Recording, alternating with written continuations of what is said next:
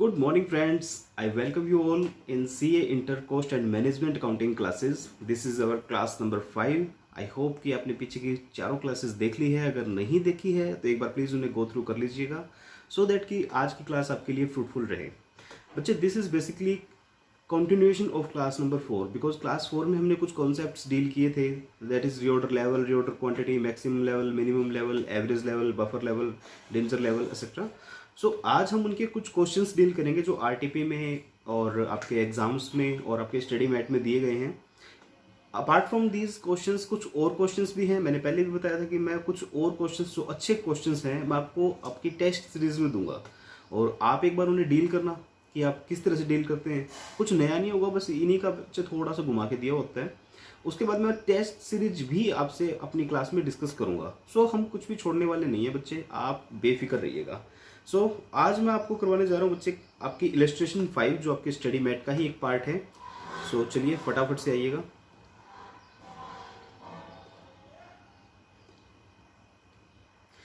देखिए बच्चे, इलस्ट्रेशन 5 बच्चे आपकी क्या कहती है, आपकी कहती है two components A and B are used as follows. आपको नॉर्मल क्या होता है बच्चे? Average. Normal consumption, maximum, minimum consumption दिया हुआ है 50, 75 एंड 25 पर वीक. ठीक है. उसके बाद आता है बच्चे रीऑर्डर क्वांटिटी कितनी है आपकी. रीऑर्डर क्वांटिटी है ए के लिए 300 और बी के लिए 500. रीऑर्डर पीरियड है ए के लिए 4 to 6 वीक्स और बी के लिए 4 to 4 वीक्स. उसके बाद आता है बच्चे calculate for the each component reordering level. तो कोई बात नहीं, हम पहले रीऑर्डरिंग लेवल की बात कर लेते हैं. हमने कल अपनी क्लास में किया था बच्चे रीऑर्डर लेवल क्या होता है. इन क्वेश्चंस के बच्चे आपको आंसर नीचे दिए हुए, तो मैं प्रेजेंटेशन पे ज़्यादा ध्यान नहीं दूंगा, मैं आपको सिंपली कंसेप्ट्स पे ही ध्यान दूंगा. रीऑर्डर लेवल क्या था बच्चे? रीऑर्डर लेवल था कि ये आपकी टाइमलाइन है, आपकी स्टॉक लाइन को बोल सकते हो आप इसको. आपको ऑर्डर कब करना है? आपको ऑर्डर इस पॉइंट पे करना है कि आपके पास कुछ स्टॉक आपके पास रहे सेफ्टी के लिए जब आपकी सप्लाई आपको रिसीव हो. तो हमने बात की थी कि मैक्सिमम आप कितना कंज्यूम कर लोगे. मैक्सिमम कितना कंज्यूम करते हो ड्यूरिंग लीड टाइम. अगर मैं एक लाइन में बोलूं तो मैं बोलता हूं maximum consumption during lead time. और ये लीड टाइम भी कौन सा बच्चे? मैक्सिमम. तो हमने बात की थी, इसका फॉर्मूला क्या था? Maximum consumption into maximum lead time. तो बच्चे ए के लिए maximum consumption into maximum lead time क्या होगा? ए के लिए मैक्सिमम कंजप्शन कितना है? अब तो शायद दोनों के लिए ही दिया हुआ है आपको. ये वाला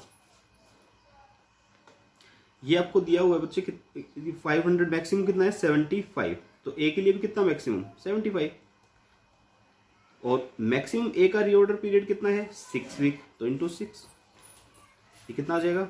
150 इंटू 3 450 यूनिट्स. इसी तरह से बी का निकालिए बच्चे. बी का कितना है मैक्सिमम कंजप्शन? वही 75 यूनिट्स पर वीक और मैक्सिमम 4 वीक्स. ये कितना आ जाएगा? 300 यूनिट्स. So simple. एग्जाम में क्वेश्चन आते हैं बच्चे आज ऐसे मैं आपको दिखाऊंगा, आज ही दिखाऊंगा. एक क्वेश्चन एग्जाम में आया हुआ बिल्कुल सेम टू सेम इसी तरह का. तो ये हमारा रीऑर्डरिंग लेवल था. उसके बाद आता है मिनिमम लेवल. मिनिमम लेवल क्या होता है? मिनिमम लेवल वो लेवल होता है कि इतना स्टॉक नॉर्मली आपके पास बच जाता है. तो कैसे, क्या कितना स्टॉक आपके पास बच सकता है? एक बार रिमाइंड कीजिएगा कि मैं रीऑर्डर लेवल पे तो ऑर्डर करूंगा. तो रीऑर्डर लेवल पे मैं ऑर्डर करूंगा. तो रीऑर्डर लेवल पे ऑर्डर करूंगा मैं, तो कुछ कंजप्शन कर लूंगा जब तक माल आएगा. और वो कंजप्शन क्या होता था बच्चे? एवरेज कंजप्शन होता था. Average consumption during average lead time.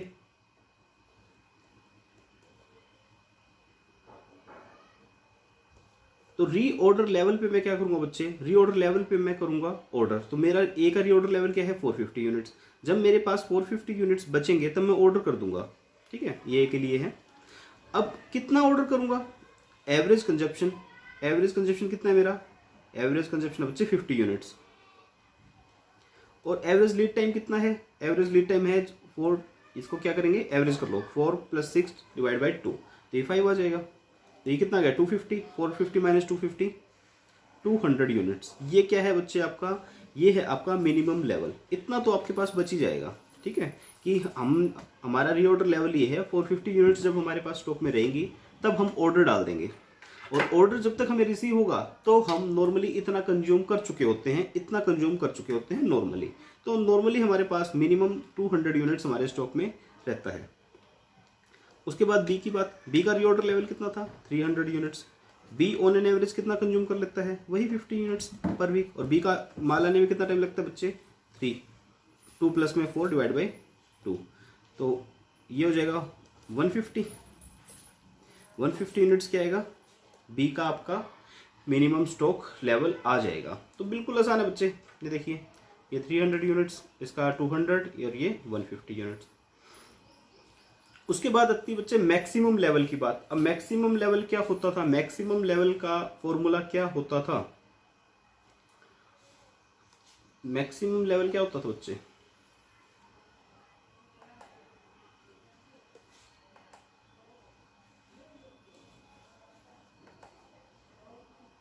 आपको दिए हुए बच्चे, इसलिए मैं कोई ज्यादा प्रेजेंटेशन में ध्यान नहीं दे रहा, आपको नीचे इनका आंसर दिया हुआ है, प्रेजेंटेशन वही रहती है जो हमें दी हुई है। ओके, कलर चेंज कर लेते हैं, हम कलर कर लेते हैं डार्क रेड कर लेते हैं। हाँ जी बच्चे, उसके बाद आपको दिया है मैक्सिमम लेवल। मैक्सिमम लेवल क्या होता था, मैंने कहा था कि री ऑर्डर लेवल पे मैं क्या करूंगा, ऑर्डर करूंगा, और कितना ऑर्डर करूंगा, री ऑर्डर क्वांटिटी। भाई री ऑर्डर लेवल हमारा क्या था, री ऑर्डर लेवल था कि हमारे पास जब 2000 रुपीज हमारी पॉकेट में बचेंगे तब मैं क्या करूंगा, पापा को फोन करूंगा कि पापा पैसे भेजो। तो ये हमारा क्या था, रीऑर्डर लेवल। और रीऑर्डर क्वांटिटी क्या थी कि मैं कितने पैसे मंगवाता हूँ, एक बार में मैं 10,000 रुपीज मंगवा रहा था, तो ये हमारी क्या हुई, रीऑर्डर क्वांटिटी। आपको रीऑर्डर क्वांटिटी बच्चे दी हुई है, तो आपको इसमें इकोनॉमिक ऑर्डर क्वांटिटी वगैरह निकालने की जरूरत नहीं है। अगर आपको नहीं दी हो रीऑर्डर क्वांटिटी तो आप इकोनॉमिक ऑर्डर क्वांटिटी निकाल सकते हो, आप रीऑर्डर क्वांटिटी की जगह इकोनॉमिक ऑर्डर क्वांटिटी यूज कर सकते हो। तो हमने कहा जी हम मैक्सिमम लेवल की बात करने जा रहे हैं, तो मैक्सिमम लेवल हमारा स्टॉक का क्या हो सकता है। हमने कहा भी देखो, रीऑर्डर लेवल पे हम गुड्स को ऑर्डर करते हैं और रीऑर्डर क्वांटिटी करते हैं। तो अगर सपोज ऑर्डर करती गुड्स रिसीव हो जाए तो हमारे पास ये मैक्सिमम होगा, लेकिन ये तो हाइपोथेटिकल सिचुएशन होगी ना बच्चे। जब तक ये गुड्स हमें रिसीव होगी कुछ ना कुछ तो हम खा चुके होंगे, और कितना खा चुके होंगे, हम कहते हैं कि मिनिमम हम कितना खाते हैं, हम कहते हैं जी मिनिमम कंजप्शन कितना है आपका और मिनिमम लीड टाइम कितना है। क्योंकि बच्चे हमें क्या निकालना है, मैक्सिमम। मैक्सिमम निकालने के लिए हमें मिनिमम घटाना होता है, कि हम ये सोचते हैं कि मिनिमम टू मिनिमम इतना तो हम कंज्यूम करेंगे ही करेंगे। तो अगर इतना कंज्यूम कर लेंगे तो मैक्सिमम स्टॉक हमारे पास कितना बचेगा। तो रीऑर्डर लेवल आपका बच्चे क्या है, रीऑर्डर लेवल था आपका, रीऑर्डरिंग लेवल 450 यूनिट्स था। ए की बात करूं मैं, हमने निकाला था अभी 450 यूनिट्स। और रीऑर्डर क्वांटिटी कितनी है, रीऑर्डर क्वांटिटी है ए की 300 यूनिट्स, माइनस मिनिमम कंजप्शन कितना कर लेते हो आप, 25 यूनिट्स। और मिनिमम आपके पास कितने टाइम में माल आ जाता है, 4 वीक्स में। तो ये कितना हो जाएगा, 750 माइनस 100, 650। ठीक है बच्चे, इसी तरह से आप बी का कैलकुलेट कर लेंगे मैक्सिमम लेवल। बिल्कुल इजी है यार, फॉर्मूले में वैल्यू पुट करनी है। और ऐसे क्वेश्चन एग्जाम में आए हुए हैं, 1-2 बार आ जाते हैं। अब 5 मार्क्स का क्वेश्चन है बच्चे, 5 चीजें आपसे पूछ ली, तो 1-1 मार्क्स में इतनी बातें पूछ ले बहुत है यार, इससे ज्यादा नहीं पूछते होते। 5 मार्क्स का क्वेश्चन आपका ज्यादा टफ नहीं आता, क्योंकि 5 मार्क्स में क्या पूछ सकता है, ज्यादा से ज्यादा आपको ऑर्डरिंग लेवल, जो ऑर्डरिंग कॉस्ट है उसके फैक्टर करके दे देगा। उससे बात क्या होगा, कैरिंग कॉस्ट जो है आपकी वो उसके फैक्टर करके दे सकता है। मतलब ज्यादा से ज्यादा इन्हीं चीजों में 5 मार्क्स में क्वेश्चन पूछा जा सकता है। अगर 10 मार्क्स का क्वेश्चन आ जाता है तो बच्चे वो एक क्वालिटी क्वेश्चन होगा, उसमें आपको बहुत कुछ करना होगा। 10 मार्क्स के क्वेश्चन भी हम डील करेंगे किस तरह से करते हैं। उसके बाद बच्चे हमारा है एवरेज स्टॉक लेवल। तो एवरेज स्टॉक लेवल तो बच्चे मैं क्या बताऊं, इतना टफ है यार, मुझे तो खुद नहीं आता एवरेज स्टॉक लेवल निकालना। ठीक है, तो ये आप खुद करोगे। कैसे करोगे बच्चे, मिनिमम प्लस में मैक्सिमम लेवल डिवाइड बाय 2। ठीक है, ये बच्चे मैंने अभी अभी किसी बहुत बड़े साइंटिस्ट से पूछा है फॉर्मूला, तो ये बहुत मुश्किल फॉर्मूला था यार, मेरे को तो समझ में नहीं आया काफ़ी दिन तक। तो अब जाके समझ में आया कि ये फॉर्मूला है क्या। ठीक है, तो आप लोग चार्टर्ड अकाउंटेंट्स हो, आपको तो समझ में आ गया होगा ये। तो इलस्ट्रेशन 5 बच्चे यही थी, आप देख लीजिएगा, इसमें और कुछ भी है नहीं। उसके बाद आते हैं बच्चे हम इलस्ट्रेशन 6 पे, पढ़ लेते हैं, बिल्कुल सेम है। क्या कहता है, from the details given below calculate, कहता है रीऑर्डर लेवल बताओ, मैक्सिमम लेवल बताओ, मिनिमम लेवल बताओ, डेंजर लेवल बताओ। ये डेंजर लेवल के आपका बच्चे नया पॉइंट है। बस क्वेश्चंस में क्या किया करो बच्चे, इसके ऊपर है ना इस तरह का निशान बना दो भाई, ये इस क्वेश्चन में नया है। तो जब आप रिवीजन करेंगे आपको पूरा क्वेश्चन पढ़ने की जरूरत नहीं है, आपको एक सिर्फ डेंजर लेवल पढ़ने की जरूरत है कि हाँ इसमें एक नया पॉइंट डील किया गया है, कौन सा, डेंजर लेवल। ठीक है बच्चे, आगे क्वेश्चन देखते हैं। Reordering quantity is to be calculated on the basic of following information. अच्छा, आपको रीऑर्डर क्वांटिटी कैलकुलेट करनी है। लास्ट क्वेश्चन में मेरी ऑर्डर क्वांटिटी दी हुई थी 300 एंड 500 यूनिट्स। तो कहता है कि cost of placing and purchase order ₹20, ordering cost हो गया। Number of units to be purchase during the year 5000, ये क्या है बच्चे, एनुअल कंजप्शन है आपका। Purchase price per unit inclusive of transportation cost ₹50, ठीक है। Annual cost of storage per unit 5, ये क्या बच्चे, कैरिंग कॉस्ट आपकी, क्या ये carrying cost. Annual cost of storage per unit ₹5। अब ये रुपीज में दे दिया आपको, नॉर्मली क्या दी होती है आपको, परसेंटेज में दी होती है कि इतने परसेंट है, तो परसेंट होती है तो हम क्या करते हैं, परचेज प्राइस, जो हमारा परचेज प्राइस होता है, परचेज प्राइस को मल्टीप्लाई कर लेते हैं परसेंटेज से, तो वो हमारी क्या आ जाती है, कैरिंग कॉस्ट आ जाती है। इसमें दिया हुआ है, रुपीज में दिया हुआ है तो कोई दिक्कत नहीं है। कहता है detail of lead time, average कहता है 10 डेज है, मैक्सिमम 15 दिन लगते हैं, मिनिमम 5 डेज में माल रिसीव हो जाता है, और इमरजेंसी परचेज के लिए 4 दिन लगते हैं। ये इमरजेंसी परचेज का कंसेप्ट क्या है बच्चे, कि अगर आपका स्टॉक डेंजर लेवल पे पहुंच चुका है, आपका स्टॉक खत्म ही होने वाला है, तो कहता है जी आपको 4 डेज तो लगेंगे ये गुड्स किसी इमरजेंसी सोर्स से मंगवाने के लिए। देखिए बच्चे, एक तो होता है रेगुलर सोर्स। रेगुलर सोर्स क्या है, अब जैसे मैं आपसे बात करूं, सपोज आपकी शुगर मिल है। अब शुगर केन कहाँ पे होता है बच्चे ज़्यादा, उत्तर प्रदेश में होता है, बहुत ज़्यादा शुगर केन होता है। पंजाब में भी होता है, वैसे हरियाणा में भी होता है, लेकिन उत्तर प्रदेश में काफ़ी शुगर केन होते हैं आपके। तो अगर आपको रूटीन में सप्लाई चाहिए तो आप गुड्स वहां से मंगवाएंगे जहाँ पे उसका प्रोडक्शन हो रहा है, जहाँ पे उसकी कल्टीवेशन हो रही है, क्योंकि वहां से सस्ता मिलेगा। अब आप कहोगे कि मैं तो महाराष्ट्र से मंगवाऊंगा, क्या महाराष्ट्र में कल्टीवेशन हो रही है, उत्तर प्रदेश इतनी तो नहीं हो रही होगी। तो इसी तरह से बच्चे, जहाँ जो हमारा नॉर्मल सोर्स है, अगर हम उससे हट के कोई चीज़ मंगवाते हैं तो हो सकता है वो हमारी इमरजेंसी के लिए हो। ठीक है, अब मान लो यार, अब सिंपल एक बात करो, आप किसी कहीं जा रहे हैं, आप कहीं जा रहे हो तो नॉर्मली क्या होता है, जो आपके एयरपोर्ट्स वगैरह हैं, एयरपोर्ट पे चीज़ें कॉस्टली मिलती है, ठीक है, लेकिन आपको कई बार इमरजेंसी में वहाँ से चीज़ परचेज करनी पड़ती है तो आपको कॉस्टली मिलती है, वहाँ पे सस्ती तो नहीं मिलती, एयरपोर्ट से भी महंगी चीज़ें मिलेगी। तो वो क्या है, आपका इमरजेंसी परचेज है। क्यों, क्योंकि आपके पास है नहीं और आपको खरीदनी पड़ेगी। इसी तरह से बच्चे इंडस्ट्रीज में भी होता है कि आपके पास गुड्स खत्म होने वाली है या फिर अबाउट खत्म हो चुकी है, और आपको मतलब किसी इमरजेंसी रीजन के लिए गुड्स परचेज करनी पड़ रही है, तो आप बच्चे इमरजेंसी परचेज के लिए थोड़ा सा कॉस्टली प्राइस भी पे करोगे मे बी, और इमरजेंसी परचेज आपको कम टाइम में मिल जाएगी। ठीक है, अब आप अभी कोरोना ईरा चल रहा है यार, कोरोना बहुत फैला हुआ है। ठीक है, अब सपोज पहले आप जिस पंसारी से, जिस वेंडर से आप अपने घर का सामान खरीदते थे, वो आपके घर से दूर है काफ़ी। ठीक है, तो आप वहाँ पे 15 डेज में जाते हो, सपोज 15 डेज में एक बार सामान लेके आते हो। अब आपके घर पे कोई एक चीज़ खत्म हो गई, सपोज साल्ट खत्म हो गया। अब क्या साल्ट खरीदने उस पंसारी के पास जाओगे 15 डेज में जिसके पास आते हो, जो कि बहुत दूर है? नहीं, घर के पास से खरीद लोगे, तो घर के पास वाला सामान आपको जल्दी रिसीव होगा। ठीक है, इस तरह से कंपनीज में यार कि डेंजर लेवल है, तो हम क्या करेंगे, उस सोर्स से खरीदेंगे जिससे जल्दी आ जाए, और जल्दी आ जाए उसको बोलते हैं इमरजेंसी परचेज लीड टाइम। तो ये थोड़ा सा टाइम कम होता है, अगर क्योंकि इमरजेंसी है, इमरजेंसी का मतलब ये है कि हमें कम टाइम में माल परचेज करना है। तो ये कहते हैं जी इमरजेंसी परचेज के लिए आपको 4 डेज में माल मिल जाएगा। अगर ज़्यादा इमरजेंसी हो जाती है तो 4 डेज में आपको माल प्रोवाइड करवा दिया जाएगा। और नीचे आइए, कहता है रेट ऑफ कंजप्शन है 15 यूनिट्स पर डे, एवरेज 15 है और मैक्सिमम 20 है। मिनिमम नहीं दिया बच्चे, मिनिमम नहीं दिया, कोई बात नहीं। एवरेज कितना है, एवरेज क्या होता है, मिनिमम प्लस में मैक्सिमम डिवाइड बाय 2।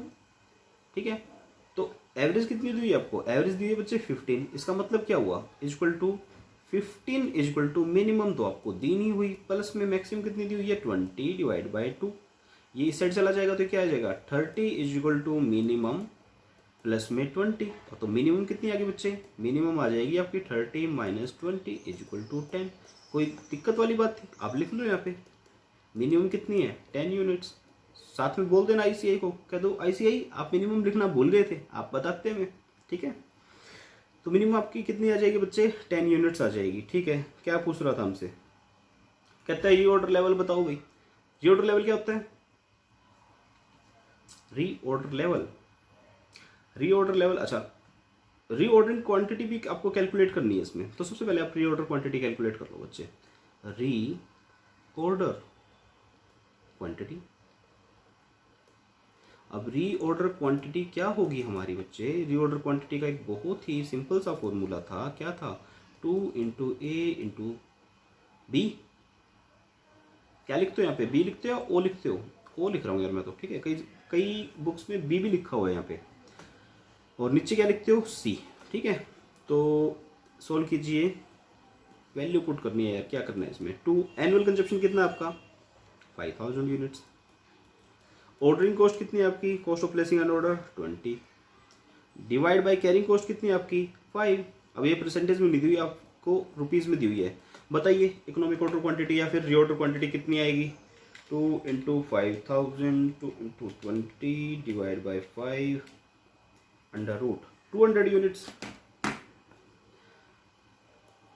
200 यूनिट्स बहुत मुश्किल था बच्चे, ये आपकी रीऑर्डर क्वांटिटी हमने निकाल ली है। अब रीऑर्डर क्वांटिटी के बाद आपसे क्या पूछा गया है? आप बताइए रीऑर्डरिंग लेवल। रीऑर्डरिंग लेवल क्या होता है? रीऑर्डर लेवल, रीऑर्डर लेवल क्या है बच्चे? कहता है रीऑर्डर क्वांटिटी, सही है? अरे नहीं, रीऑर्डर लेवल क्या होता है हमारा? रीऑर्डर लेवल होता है बच्चे हमारा कि हम किस पॉइंट ऑफ टाइम पे ऑर्डर करेंगे, और किस पॉइंट ऑफ टाइम पे ऑर्डर करते हैं बच्चे? Maximum consumption into maximum lead time. तो मैक्सिमम कंजप्शन हमारा कितना था? नीचे दिया हुआ था ना, मैक्सिमम कंजप्शन था आपका बच्चे 20 यूनिट्स। तो 20 यूनिट्स, और मैक्सिमम लीड टाइम कितना है आपका? 15 डेज इंटू 15। तो रीऑर्डर लेवल कितना हुआ आपका? 300 यूनिट्स। 300 यूनिट्स जब आपके पास रह जाएंगी तब आप ऑर्डर प्लेस कर देंगे, ठीक है बच्चे। रीऑर्डरिंग लेवल इन्होंने पॉइंट 1 में कैलकुलेट करके हमें दे दिया। उसके बाद क्या आता है बच्चे? उसके बाद आता है, कहाँ गया ये रहा रिक्वायरमेंट्स। उसके बाद आता है मैक्सिमम लेवल। मैक्सिमम लेवल क्या होता है? इसको रब कर दूं मैं, मैक्सिमम लेवल कैसे करें यार, स्पेस कम है।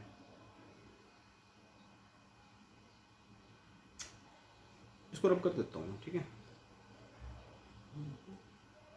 एक्चुअली ये टैब यार मुझे इतनी एफिशिएंटली भी चलानी नहीं आती, तो है ना, इसमें मुझे थोड़ा स्पेस का इशू रहता है कि स्पेस कैसे मेंटेन करूँ इसमें। और रीऑर्डर क्वांटिटी आपकी आ जाएगी 200 यूनिट्स, ठीक है। ये आप याद रख लेना, मैं इसको भी रब कर रहा हूँ।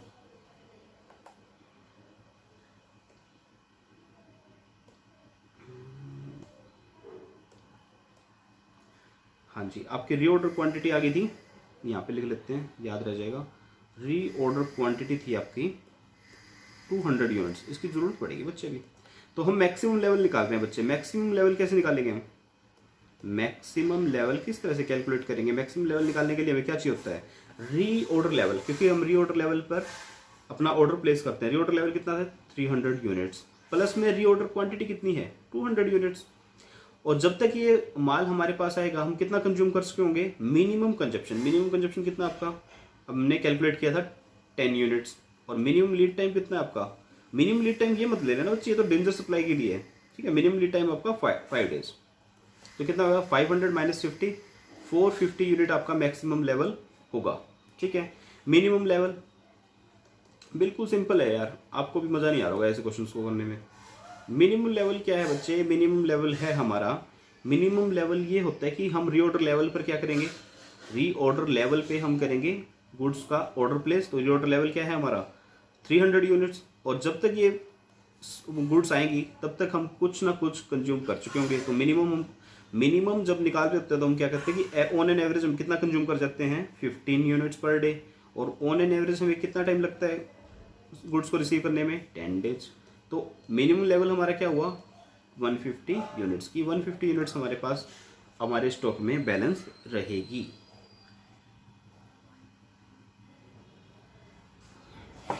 उसके बाद बच्चे आता है आपका डेंजर लेवल। ये एक नया है। डेंजर लेवल में बच्चे आप एवरेज कंजप्शन भी यूज कर सकते हो, मिनिमम भी यूज कर सकते हो। मैं एवरेज कंजप्शन यूज कर रहा हूँ। एवरेज कंजप्शन था आपका 10 यूनिट्स का, और कितने टाइम में आपको इमरजेंसी परचेज मिल सकती है? 4 डेज में। तो आपका 40 यूनिट्स आपका क्या हो जाता है? डेंजर लेवल हो जाएगा। आपकी बुक में दोनों ही बातें बता रखी है कि आप मिनिमम भी यूज कर सकते हो, एवरेज भी यूज सकते हो। एवरेज कंजप्शन 15 है क्या? ओके, एवरेज कंजप्शन 15 है बच्चे आपका, 15 यूनिट्स, और 4 डेज में आपकी एवरेज जो सप्लाई वो रिसीव होगी आपको, तो 60 यूनिट्स क्या आ जाएगा बच्चे? आपका डेंजर लेवल आ जाएगा। ये एक छोटा सा क्वेश्चन था बच्चे, और एग्जाम में कभी कभी ऐसे क्वेश्चंस आपको देखने को मिल जाएंगे। ठीक है, एक बार मैं आपसे है ना अब बात करूंगा हमारे एग्जाम के क्वेश्चंस की। एग्जाम के भी तो क्वेश्चन थे ना हमारे पास, कहाँ गए भाई? ये रहे एग्जाम के क्वेश्चन है बच्चे, मैंने क्वेश्चन के कुछ मार्क किए थे। क्वेश्चन 20, आप क्वेश्चन 20 एक बार देखिएगा फटाफट से।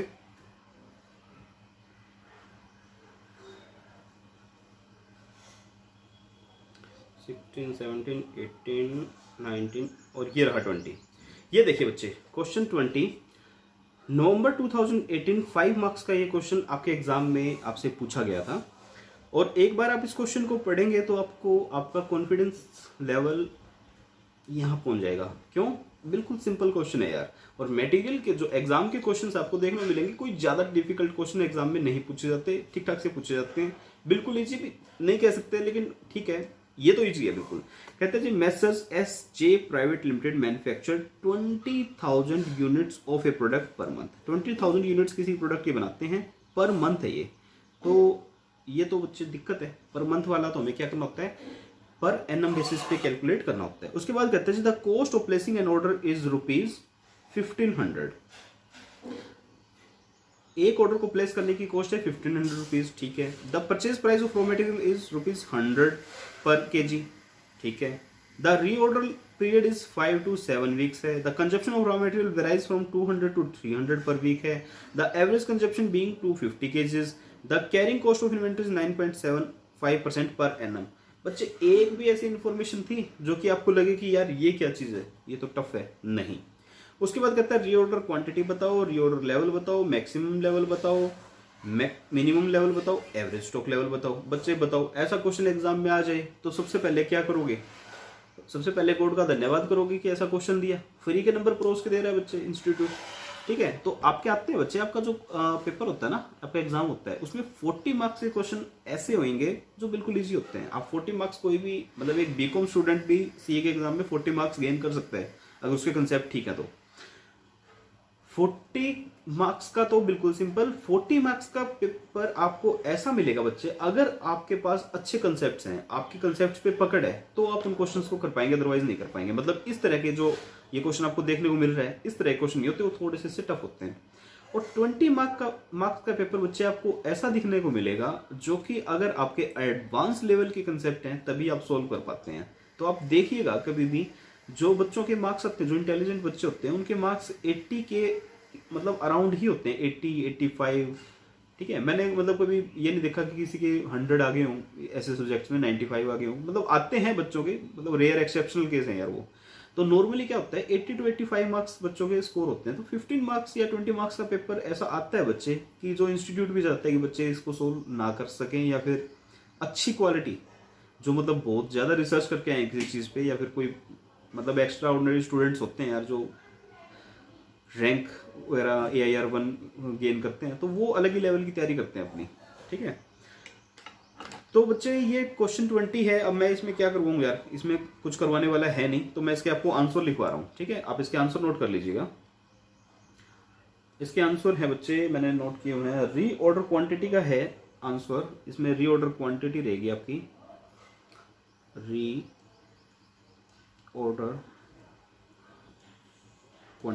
रीऑर्डर क्वांटिटी है इसमें 2000 kg। उसके बाद है बच्चे रीऑर्डर लेवल है, आपका 2100 kg। बिल्कुल इजी क्वेश्चन है यार, मैं इसको क्या कितना डील करूंगा, बिल्कुल इजी है। मैक्सिमम लेवल है बच्चे आपका 3100 kg। और उसके बाद है आपका मिनिमम लेवल रहेगा बच्चे आपका 600 kg। और एवरेज स्ट्रोक आपका आएगा बच्चे 1850 kg। ठीक है, ये सेल्फ कीजिएगा। अगर नहीं आता आपको समझ में तो मुझे बताइएगा कमेंट सेक्शन में, मैं इसको करवा दूंगा क्लास में, ऐसी कोई बात नहीं है। मैंने इसे ओके कर लिया अपने पास से। अच्छा जी, उसके बाद आपको क्वेश्चन करना है बच्चे 21 पे आ जाइएगा। 21st क्वेश्चन 2018, वो नवंबर का था, मई का है, और 5 मार्क्स का अगेन। ये क्वेश्चन हम कर लेते हैं। ये क्वेश्चन अच्छा है बच्चे। कहते हैं मतलब अच्छा मतलब मुश्किल नहीं है यार, कभी सोचो मुश्किल है। कहते हैं Messrs private limited is a manufacturing a special product which require a component sky blue. The following particulars are available for the period ended 31st of March 2018. Annual demand of sky blue. हमारी annual, ये sky blue क्या बच्चे, ये है हमारा raw material. बस ये ध्यान रखना, ऐसे क्वेश्चंस में है ना जो मटेरियल के क्वेश्चन होते हैं, उसमें दो कंपोनेंट होते हैं कई बार। एक होता है फिनिश्ड प्रोडक्ट और एक होता है हमारा रॉ मटेरियल। कई बार फिनिश्ड गुड्स की यहाँ पे डिटेल दी हुई होती है आपको नीचे यहाँ पर, तो आपको ये ध्यान रखना है कि फिनिश्ड गुड्स है या रॉ मटेरियल है। क्योंकि देखो अगर मान लो ये कह दे कि एक फिनिश्ड गुड्स को बनाने के लिए आपको 2 यूनिट्स ऑफ रॉ मटेरियल चाहिए, 2 यूनिट्स, तो आपका जो कंजप्शन है वो डबल हो जाएगा ना बच्चे। तो आपको ये ध्यान रखना है कि ये जो बात हो रही है नीचे क्वेश्चन में, ये फिनिश्ड गुड्स के रिगार्डिंग हो रही है या रॉ मटेरियल के रिगार्डिंग हो रही है। ठीक है, ये जो पॉइंट होते हैं बच्चे यही होते हैं एग्जाम में बस ध्यान देने वाले, और कोई रॉकेट साइंस तो दे नहीं सकता। मटेरियल के क्वेश्चन जो हमारा चैप्टर है, तो मटेरियल के क्वेश्चन आएंगे, और मटेरियल के क्वेश्चन आप सब मतलब जो कंसेप्ट से पढ़ के जाओगे तो आईसीएआई आपको फेल कैसे करेगा, लैंग्वेज में फेल करेगा बच्चे, और कहीं फेल कर ही नहीं सकता आपको। तो annual demand of sky blue है हमारी 12,000 यूनिट्स, अच्छी बात। कॉस्ट ऑफ प्लेसिंग ऑर्डर 1800, ठीक है। Cost per unit of sky blue ₹640, carrying cost 1875%. The company has been offered a quantity discount of 5%. On the, ये 5% है बच्चे, discount of 5% on the purchase of sky blue provided the order size is 3000 components at a time. Company कहती है जी आप 3000 components अगर हमसे purchase करते हो तो हम आपको 5% का डिस्काउंट दे देंगे। हमने कहा ठीक है, सोचते हैं। कहते हैं जी you are required to calculate economic order quantity. कहते हैं जी इकोनॉमिक ऑर्डर क्वांटिटी कैलकुलेट करके बताओ। ठीक है जी, मैं इकोनॉमिक ऑर्डर क्वांटिटी कैलकुलेट करके बताता हूं आपको नए पेज पे। हाँ जी, ड्रॉ।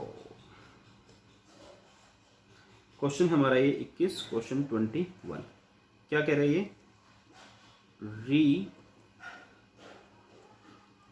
ऑर्डर क्वांटिटी आपको कैलकुलेट करनी है। ठीक है, तो सबसे पहले बच्चे क्या करोगे, री ऑर्डर क्वांटिटी का फॉर्मूला ड्रॉ करोगे। क्या होती है री order quantity, economic order quantity. Economic order quantity पूछा बच्चे, तो आपको है ना इसको इकोनॉमिक ऑर्डर क्वांटिटी ही लिखना है। देखो इकोनॉमिक ऑर्डर क्वांटिटी और री ऑर्डर क्वांटिटी अगर आप कैलकुलेट कर रहे हो तो सेम थिंग होती है। ठीक है, अगर मान लो क्वेश्चन में दी हुई कोई री ऑर्डर क्वांटिटी, तो हो सकता है वो इकोनॉमिक हो भी या ना भी हो। री ऑर्डर क्वांटिटी होती क्या है कि हम कितना ऑर्डर प्लेस कर रहे हैं एक बार में।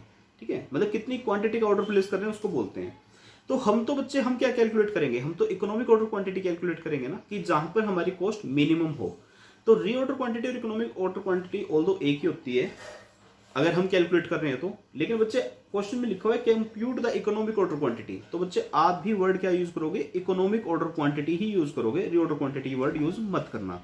आपको ऐसा कोई भी लूप होल छोड़ना ही नहीं है कि आईसीआई आपके मार्क्स काट सके। तो री ऑर्डर क्वांटिटी बच्चे कितनी होगी आपकी 2। अच्छा फॉर्मूला आप लिखोगे, फॉर्मूला तो बच्चे लिखना है। अब मैं बार बार फॉर्मूला अगर लिखूंगा तो आपका टाइम वेस्ट होगा बच्चे, और मैं नहीं चाहता कि आपका बिल्कुल भी टाइम वेस्ट करो। तो 2 इंटू एनुअल डिमांड कितनी बच्चे हमारी 12,000 यूनिट्स, ऑर्डरिंग कॉस्ट कितनी है बच्चे हमारी 1800, और divide by carrying cost per unit per annum. Carrying cost कितनी दी हुई है बच्चे पर एनम 1875 परसेंटेज में दी हुई है, और कॉस्ट पर यूनिट कितनी है 640। तो 640 इंटू 18.75%। इसको सोल्व कर लो बच्चे, कितना आएगा 2, पहले तो नीचे वाले को सोल्व करो। 640 इंटू 18.75%, ये आ जाएगा 120। ऊपर वाला 2 इंटू 12,000 डिवाइड बाई 120 ये आ जाएगी बच्चे इकोनॉमिक ऑर्डर क्वांटिटी आपकी 600 यूनिट्स।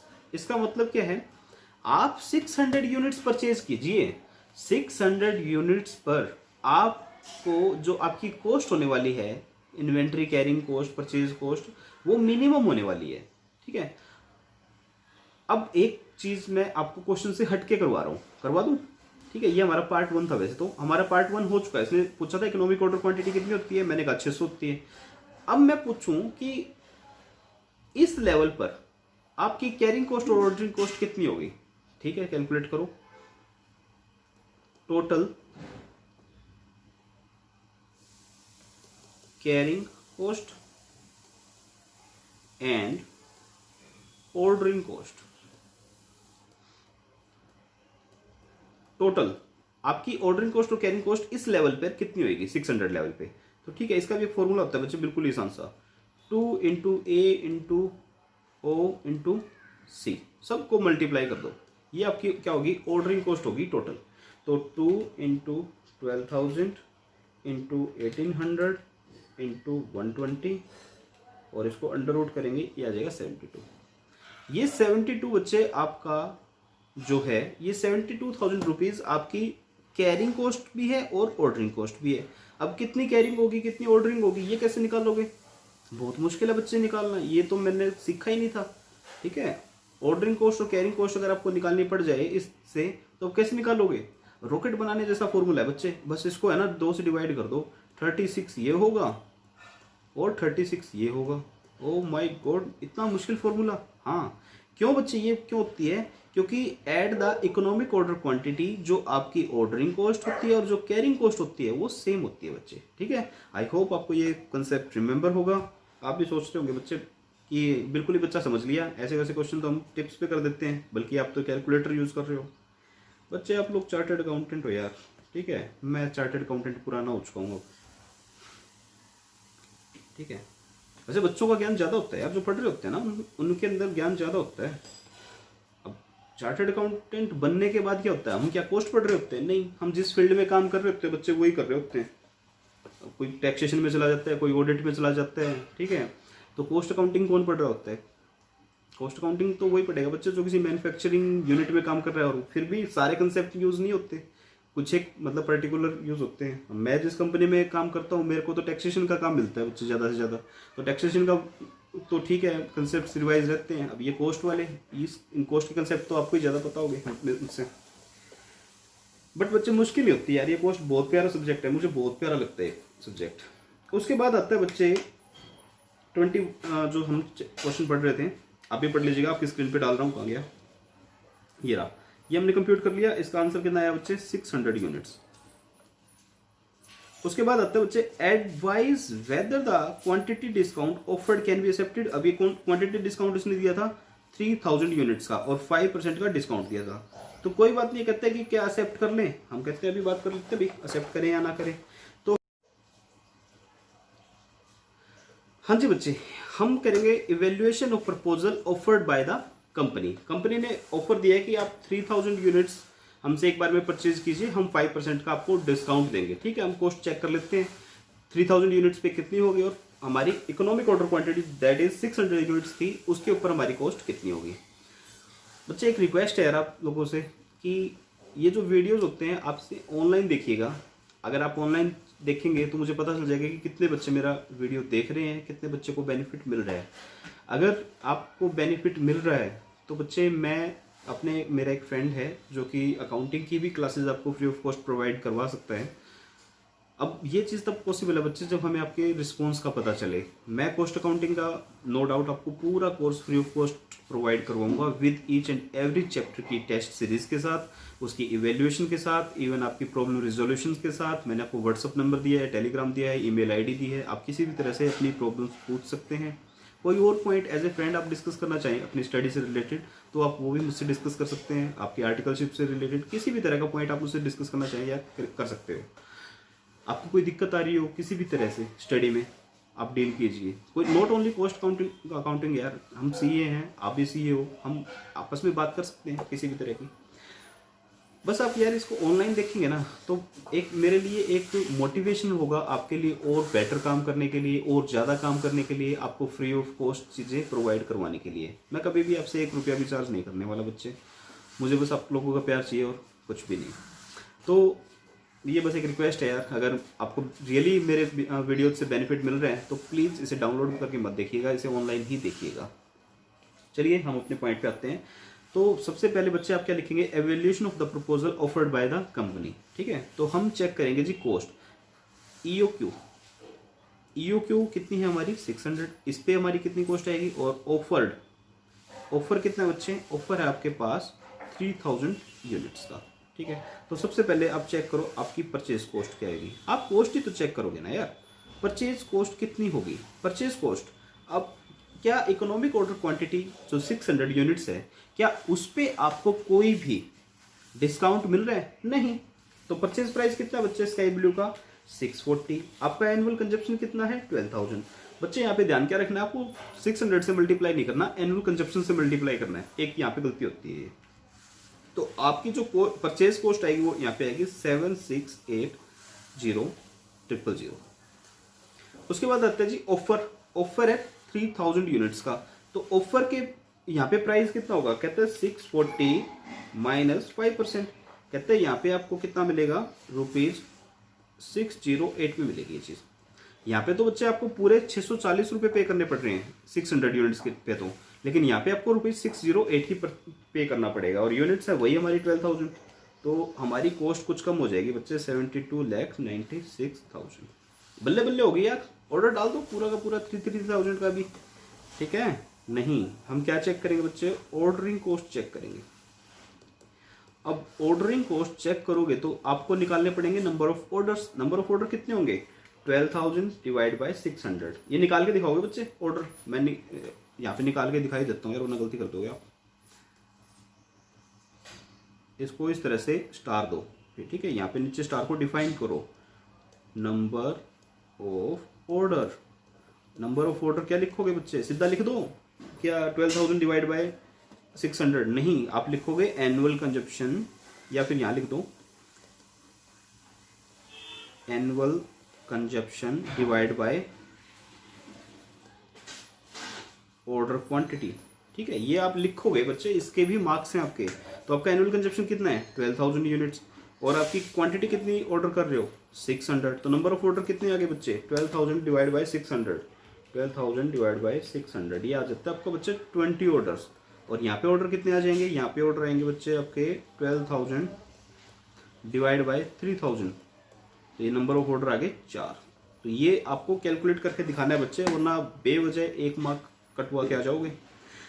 ठीक है जी, ऑर्डरिंग कॉस्ट कितनी होगी, अब पर ऑर्डर कॉस्ट कितनी है हमारी, ऑर्डरिंग कॉस्ट एंड ऑर्डर 1800 रुपये। तो 1800 इंटू 20 36,000। ये 36,000 तो यार याद आ रहा है कहीं लिखा हुआ, ये रहा बच्चे, अपन ने कैलकुलेट कर लिया था पहले। और कैरिंग कॉस्ट आपकी क्या आएगी बच्चे, कैरिंग कॉस्ट भी आप कैलकुलेट करके बताओगे कैसे निकलेगी। और ये कितना आएगा, ये 4 ऑर्डर हैं, एक ऑर्डर के कितने हैं 1800 इंटू 4, 7200 रुपये। ठीक है, ये आप ऑर्डरिंग कॉस्ट इस तरह से दिखा सकते हो @ 1800 रुपीज़। ठीक है, 4 ऑर्डर हैं तो 4 ऑर्डर की 36, नहीं भी 20 ऑर्डर हैं तो 20 ऑर्डर के 36, और 4 ऑर्डर हैं तो 4 ऑर्डर के 7200 रुपीज़। अब आएंगे कैरिंग कॉस्ट पे। कैरिंग कॉस्ट वैसे तो मैंने लिखी हुई है 36,000, लेकिन लिख दूँ नहीं यार, कैलकुलेट कर लो, बुराई क्या है। कैरिंग कॉस्ट कितनी होगी बच्चे, कैरिंग कॉस्ट होएगी आपकी 640 का कितना 18.75%। ये कैरिंग कॉस्ट है आपकी पर यूनिट, और यूनिट आपकी कितनी है, अगर आप 600 यूनिट्स एक बार में ऑर्डर कर रहे हो, इकोनॉमिक ऑर्डर क्वांटिटी आपकी, तो ऑन एन एवरेज आप इसका हाफ अपने स्टॉक में रखोगे, तो इंटू 600 डिवाइड बाय 2। ये क्या है बच्चे, ये आपकी ऑर्डर्ड क्वांटिटी है, आप कितनी क्वांटिटी ऑर्डर कर रहे हो, और ऑन एन एवरेज आप कितनी अपने स्टॉक में रखोगे, डिवाइड बाय 2, बिल्कुल सिंपल। तो 640 इंटू 18.75%, ये आ जाएगा बच्चे 120 इंटू 600 डिवाइड बाय 2, 36,000। ठीक है, तो ये पता चल गया बच्चे कि इकोनॉमिक ऑर्डर क्वांटिटी पे हमारी जो कैरिंग कॉस्ट और ऑर्डरिंग कॉस्ट होती है वो सेम होती है। ठीक है, अब आते हैं हम अपने इस वाले पॉइंट पे। यहाँ पर बच्चे सबसे ज़्यादा गलतियाँ होती है बच्चों की। ठीक है, यहाँ पर सबसे ज़्यादा गलती होती है, आप किसी डिफरेंट कलर के पेन से एक बार मेंशन कर लेना कि हमारी गलती यहीं पर होनी है एग्जाम में। ठीक है, तो बच्चे क्या होता है, देखो यहाँ पर क्या था, आपका 640 था परचेज प्राइस, लेकिन यहाँ पर आपका परचेज प्राइस 608 है, तो आप 608 को करोगे 18.75%। ठीक है, और एवरेज इन्वेंट्री कितना रहेगा आपका बच्चे, 3000 डिवाइड बाय 2। बच्चे बस एक ये 608 पे ध्यान रख लेना, ये प्राइस आपको लगाना है। ठीक है, जब तक कि क्वेश्चन में कुछ अदरवाइज ना बोला जाए, आपको जो रिवाइज प्राइस होता है, ये रिवाइज प्राइस पर ही अपनी कैलकुलेशन करनी है। तो 608 इंटू 18.75% इंटू 3000 डिवाइड बाई 2, तो आपकी कैरिंग कॉस्ट आ जाती है बच्चे 1,71,000। अब इनका टोटल कर लो कितना आएगा, 171 प्लस में 7200 प्लस में 7296,000 7474200, और इसमें कितना आ जाएगा बच्चे 76800 प्लस में 72,000, ये आ जाएगा बच्चे 775200। हाँ तो ठीक है ना बच्चे, इसमें आपकी कॉस्ट कम आ रही है, तो आप ये एक्सेप्ट कर लोगे। यही उसने पूछा था कि हम एक्सेप्ट करें या ना करें, तो कर लेंगे बच्चे, एक्सेप्ट कर लेंगे इसको, क्योंकि हमारी यहाँ पर कॉस्ट कम आ रही है तो हम इसे एक्सेप्ट कर लेंगे। तो बच्चे यह था आपका क्वेश्चन 21 जो कि एग्जाम का क्वेश्चन था, आपने कर लिया है। और देखते हैं बच्चे एक दो क्वेश्चन इसमें।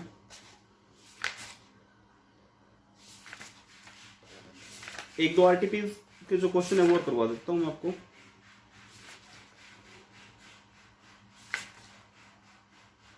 आप निकालिए बच्चे क्वेश्चन 4 और क्वेश्चन 5। अच्छा, ये आपको नोट करने की तो जरूरत है नहीं आई थिंक, और है तो इसका स्क्रीनशॉट वगैरह ले लो बच्चे। ठीक है, मैं इसको रब कर रहा हूं, एक बार ऊपर दिखा देता हूं। ठीक है, मैं इसको रब कर रहा हूं।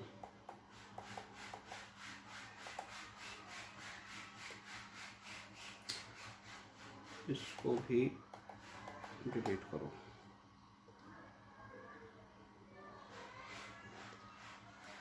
हाँ जी, हमारा क्वेश्चन 21 हो चुका है। अब हमें करना है क्वेश्चन 4 एंड 5। ये भी आपके मई 2018 हाँ एग्जाम का क्वेश्चन है बच्चे, इसमें से एक और एक आपका आरटीपी है।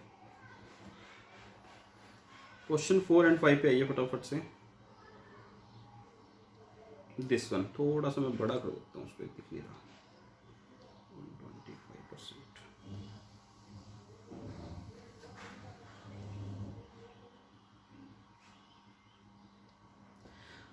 हाँ जी बच्चे, चलिए करते हैं फटाफट से इस क्वेश्चन को अटेम्प्ट।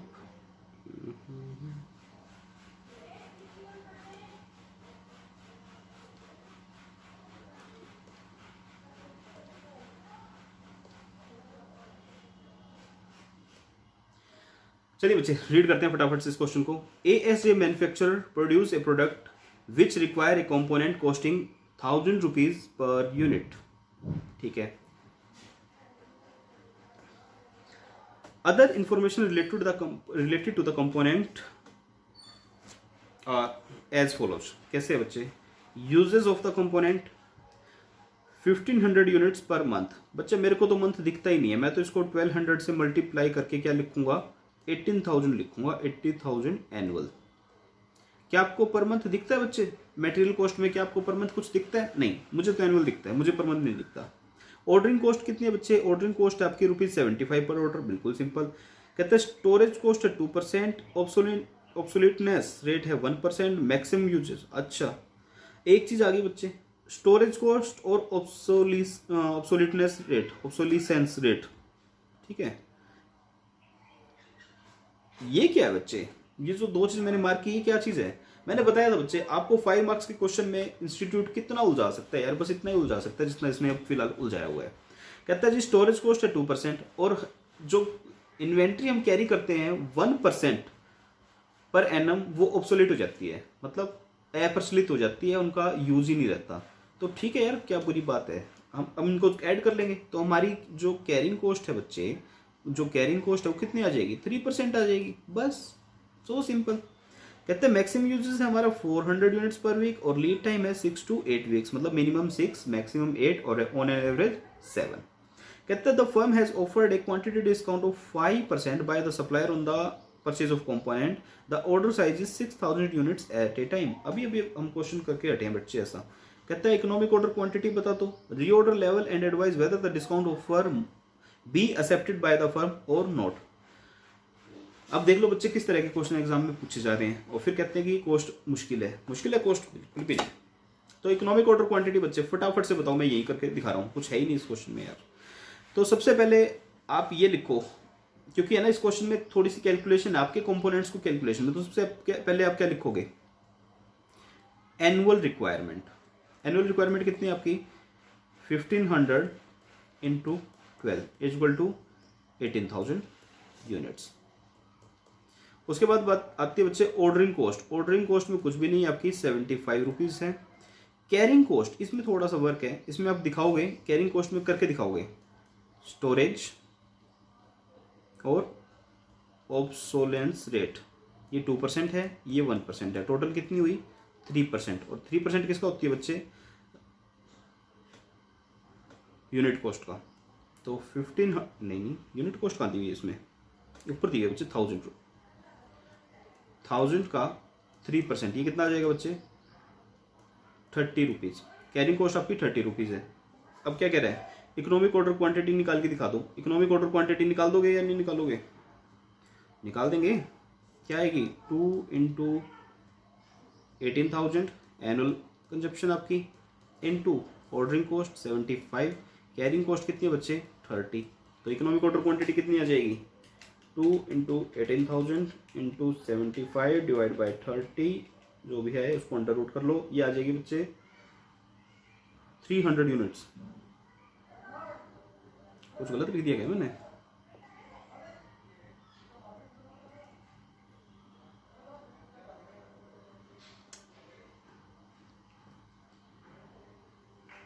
थाउजेंड है 2% per annum 1% per annum 30 maximum lead time.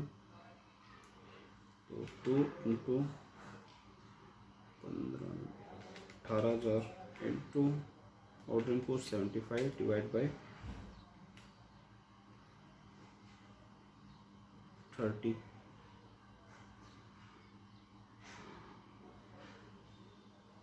Okay ठीक है, नहीं ठीक है 300। शायद मैंने आंसर इसमें बच्चे गलत लिख दिया, मेरे यहाँ पे आंसर नोट कर रहा था तो मैंने गलत लिख लिए। तो इकोनॉमिक ऑर्डर क्वांटिटी कितनी आएगी बच्चे 300 यूनिट्स आएगी। ठीक है, आपके पास तो शायद आंसर होंगे नहीं, मैंने जो आंसर इसमें नोट किया हुआ था वो 200 यूनिट्स नोट किया हुआ था गलती से। उसके बाद आती है बच्चे आपकी री order level and advice whether the discount offer should be accepted. अब इसमें क्या करना है बच्चे, वही करना है आपको। आप 300 पे कॉस्ट कैलकुलेट करोगे और एक बार क्या करोगे, आप कैलकुलेट करेंगे 600 यूनिट्स, मतलब आपकी जो क्वांटिटी है उसके ऊपर 600 यूनिट्स पे आप कॉस्ट कैलकुलेट करोगे।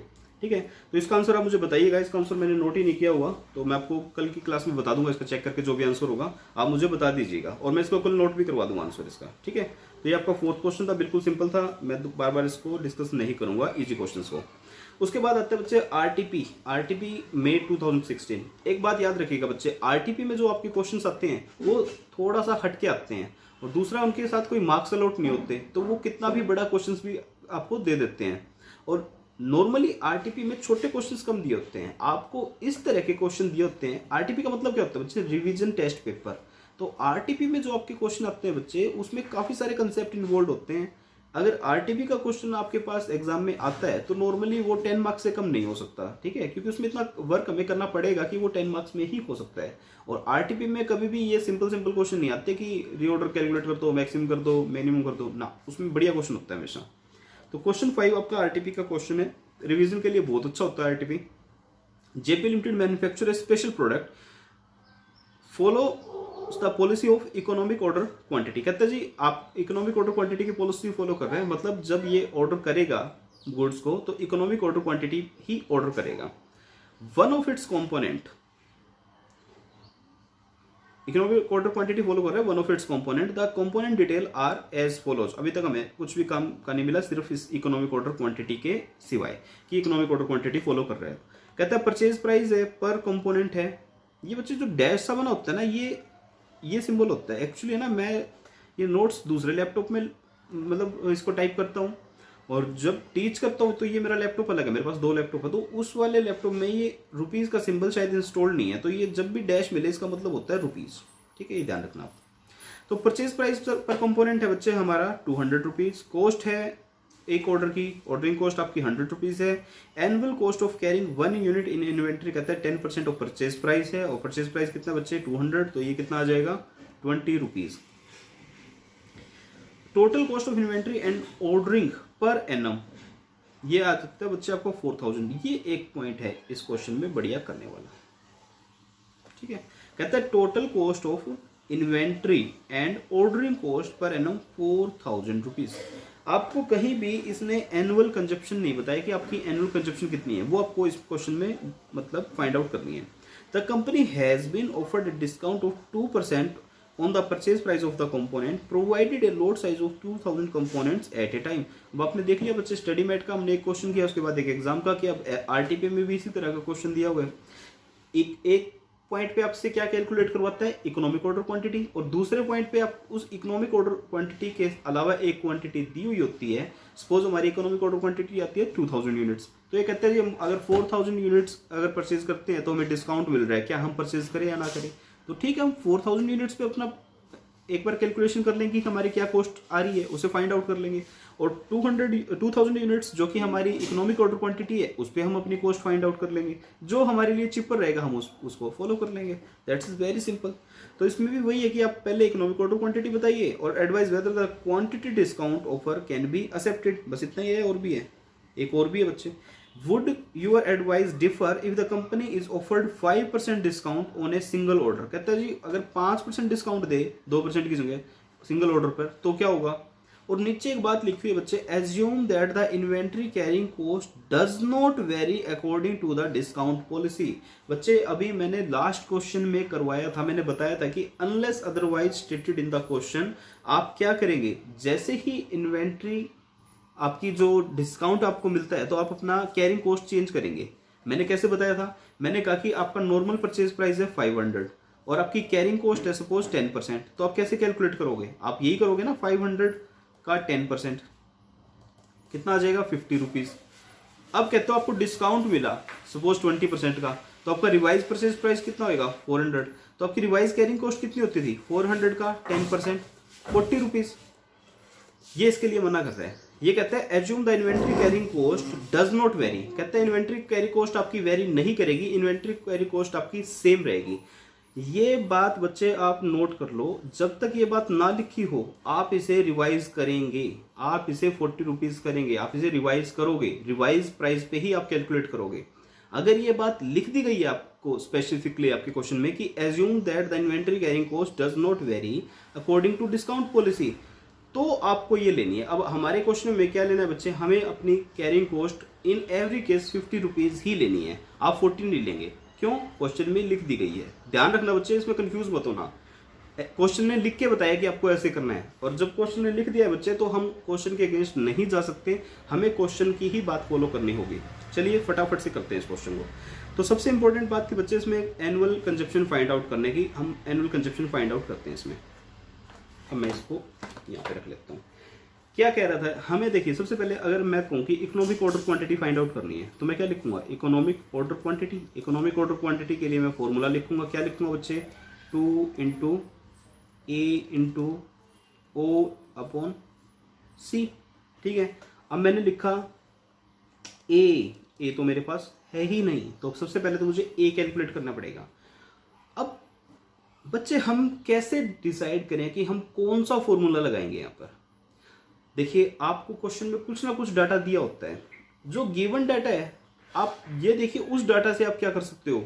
आपको डाटा दिया हुआ बच्चे, इसमें परचेज प्राइस दे रखा है, कॉस्ट ऑफ ऑर्डर दे रखा है, और आपको दे रखी है total cost of inventory and ordering per annum, total cost of inventory carrying and ordering per annum.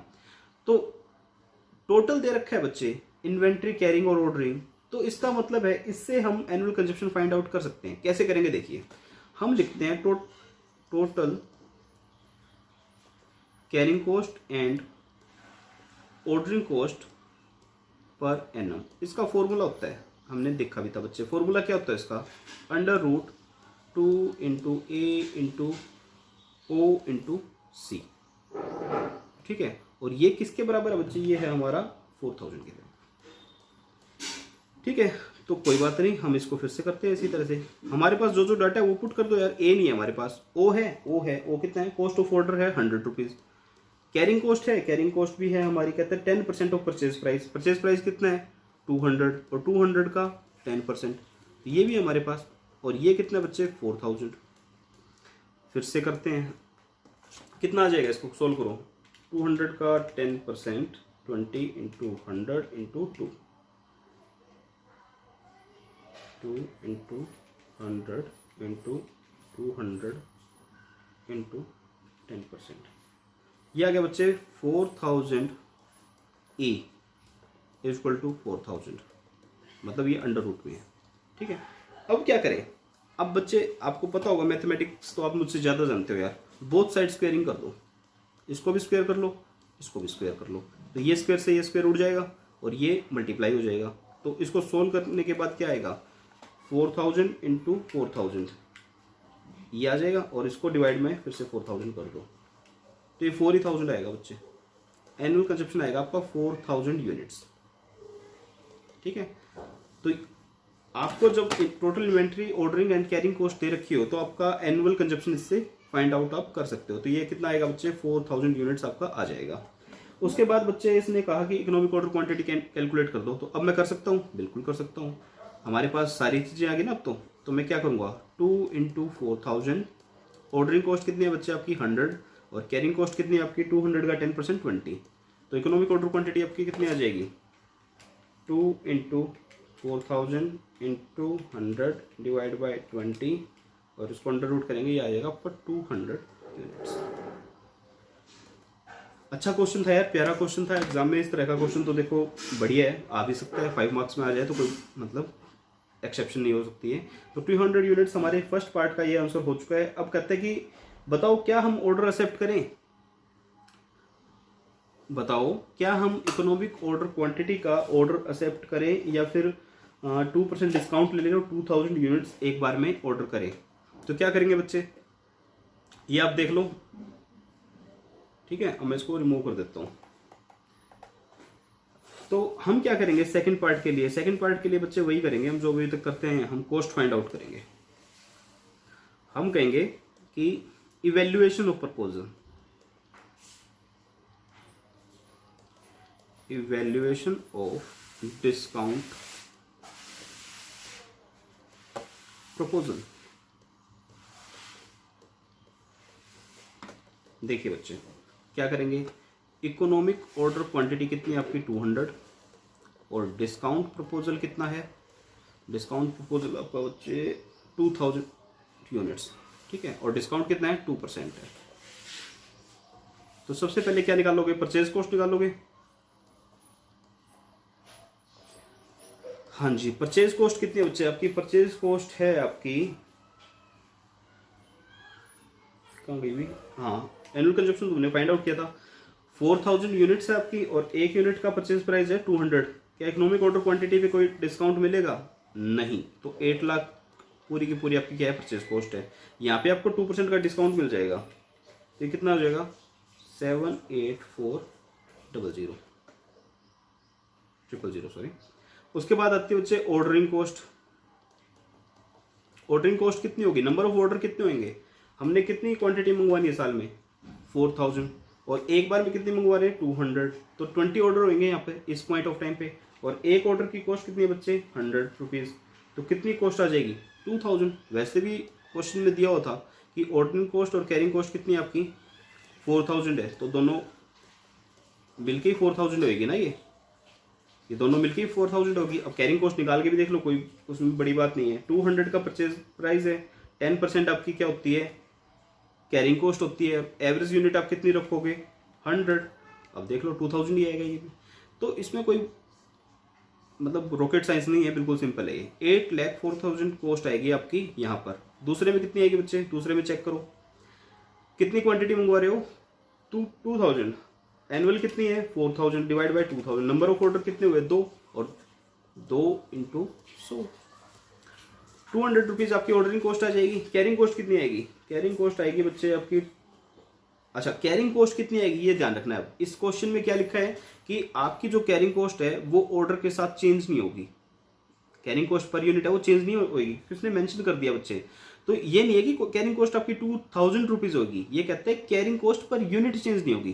Carrying cost per unit यहाँ पे कितनी आ रही थी आपकी 200 का प्राइस था और 10% मतलब 20 रुपीज आ रही थी। तो यहाँ पे भी कहता है जी 20 रुपीज ही रहेगी आपकी कैरिंग कॉस्ट, और यूनिट कितनी है बच्चे, यूनिट रहेगी ऑन एन एवरेज हमारे पास 2000 डिवाइड बाई 2000, तो आपकी टोटल कैरिंग कॉस्ट कितनी आ जाएगी 20,000 रुपीज। अब इसको टोटल कर लो कितना आएगा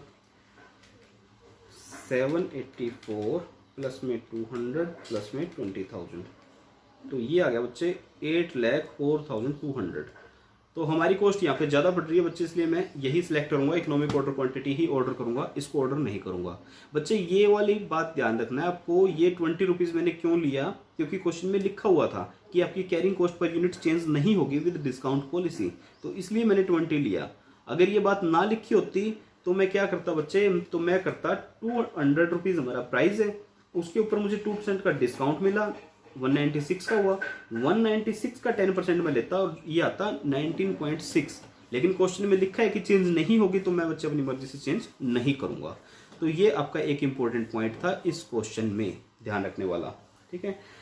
इसका थर्ड पॉइंट आप खुद करोगे बच्चे, थर्ड पॉइंट बिल्कुल सेम ऐसे ही होगा जैसे मैंने पॉइंट 2 करवाया है। आप उसका आंसर लिख लो, एट 5% डिस्काउंट जो आपकी कॉस्ट आएगी वो आएगी 8,00,100।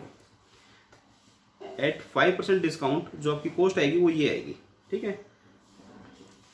तो ये करके देख लेना, कोई दिक्कत आए तो मुझे कमेंट में या मेल पे या व्हाट्सएप पे आप बता देना, मैं आपको दोबारा से करवा सकता हूँ। हमने 4th और 5th क्वेश्चन बच्चे डील कर लिया है अपनी क्लास में, ठीक है बच्चे। आज मैंने कुछ ज़्यादा डिफिकल्ट क्वेश्चन आपसे डील नहीं किए, बिल्कुल सिंपल वाले क्वेश्चन डील किए, क्योंकि प्रैक्टिकल क्वेश्चंस की हमारी फर्स्ट क्लास थी।